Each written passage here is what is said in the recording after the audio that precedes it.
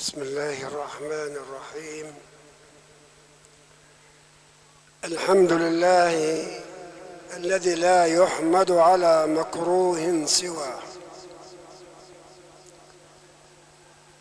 كل شيء هالك إلا وجهه، له الحكم وإليه ترجعون. وأشهد أن سيدنا ونبينا محمدًا عبد الله ورسوله،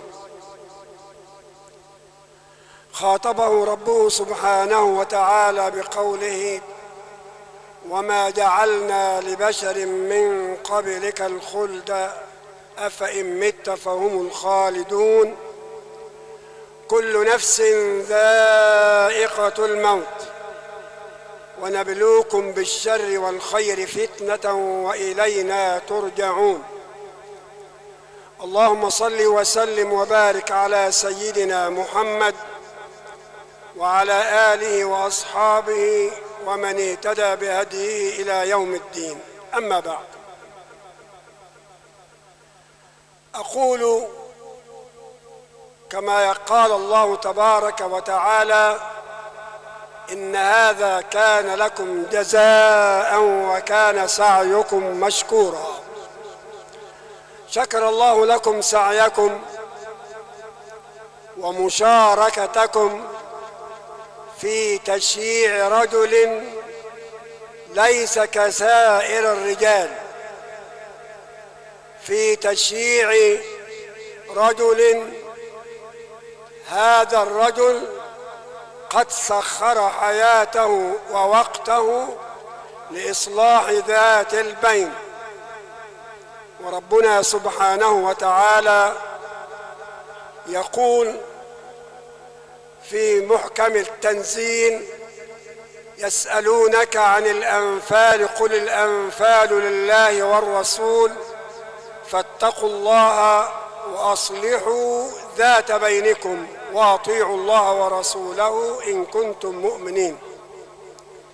إيمانا بقضاء الله وقدره، إيمانا بقول الله تعالى: وما جعلنا لك، وإيمانا بقول الله تبارك وتعالى: كل نفس ذائقة الموت وإنما توفون أجوركم يوم القيامة فمن زحزح عن النار وأدخل الجنة فقد فاز وما الحياة الدنيا إلا متاع الغرور. وإيمانا بقول رسول الله صلى الله عليه وسلم فيما يرويه ابن عباس رضي الله عنهما: إن من الذنوب ذنوبا لا تكفرها صلاة، أي صلاة نافلة، ولا صيام، أي صيام نافلة، وإنما يكفرها إصلاح ذات البين. لا خير في كثير من نجواهم إلا من أمر بصدقة أو معروف أو إصلاح بين الناس. وأنا أقول: آمنت أن لكل نفس كتابا، فوجهت لنفسي الصبر والعزاء. قلت: يا نفس لك الصبر والسلوان، ويا عادل أرجو لك جنة الرضوان. نعم، لقد كان له من اسمه نصيب، ومن اسم والده يرحمه الله نصيب، فهو عادل كما أظن ذلك، ولا أزكي على الله أحدا. كان يعدل بين المتخاصمين ولا يقول ردا أو حكما إلا بعد سماع الطرفين، لأنه كما قال لي يرحمه الله: ربما يكون واحد، يعني باللغة العامية، ربما واحد يكون أكثر بيان من الثاني فأقضي له. وهذا مصداق قول رسول الله صلى الله عليه وسلم: إنما أنا بشر وإنكم تختصمون إلي ولعل أحدكم أن يكون ألحن بحجته من الآخر فأقضي له بنحو ما أسمع، فمن قضيت له بحق أخيه فإنما أقتطع له قطعة من جهنم. كان يرحمه الله كان يسخر وقته، وربما يكون مريضا ولكنه يتحايل حتى يصلح ذات البين. كان يرحمه الله أديبا ومؤدبا وحكيما في قوله وفي فصله بين المتخاصمين. وهذا يعطينا أن العبرة ليست بما عمر في الأرض، وإنما العبرة بما أتى وبما نفع الغير. فليس من مات بميت، وإنما الميت ميت الأحياء. كم من حي بيننا وهو ميت، وكم من ميت طاب ذكره. هذا سيدنا إبراهيم على نبينا عليه الصلاة والسلام يقول في دعائه: واجعل لي لسان صدق في الآخرين، أي اجعل من بعدي يذكرونني بالخير. كيف يذكرونه بالخير وهو ليس بأهل الخير؟ لا بد أن يكون أهلا للخير، ولا بد أن يقيم شرع الله.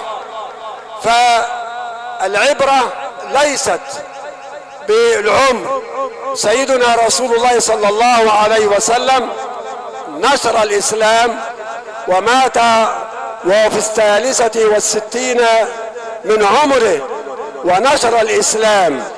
فكم من ميت بيننا، وكم من حي في القبر، حي بذكراه، حي بأعماله، حي بما ترك، حي بما أدب أولاده، حي بما خلفه من بعده. فالعبرة أن نأخذ من موتانا العبر والعظة، لأن الدنيا فانية. وكما قال رسول الله صلى الله عليه وسلم لسيدنا أبي ذر الغفاري رضي الله تعالى عنه: احكم السفينة فإن البحر عميق، واستكثر الزاد فإن السفر طويل، وخفف الحمل فإن العقبة كؤود، وأخلص العمل فإن الناقد بصير. فلنتأسى برسول الله، ولنتأسى بعمل الصالحين، ولندعو ربنا سبحانه وتعالى أن يكون خلفه مثله أو خيرا منه. اللهم بارك في ذريته، اللهم بارك في ذريته، اللهم أجرنا في مصيبتنا خيرا واخلفنا خيرا منها. اللهم اجزيه عما قدم من عمل خير الجزاء، وبما سعى في ليالي البرد في الشتاء لإصلاح ذات البين خير الجزاء يا رب العالمين. اللهم اغفر له وارحمه، واعف عنه وعافه، واغسله من خطاياه بالماء والثلج والبرد، ونقيه من خطاياه كما ينقى الثوب الأبيض من الدنس. اللهم إن كان محسنا فزد في إحسانه، وإن كان مسيئا فتجاوز عن سيئاته. اللهم لا تحرمنا أجره ولا تفتنا بعده، واغفر لنا وله ولوالديه ولوالدينا ولسائر المؤمنين والمؤمنات. وأكرر: شكر الله لكم حسن استماعكم، وشكر الله لكم سعيكم، والسلام عليكم ورحمة الله وبركاته.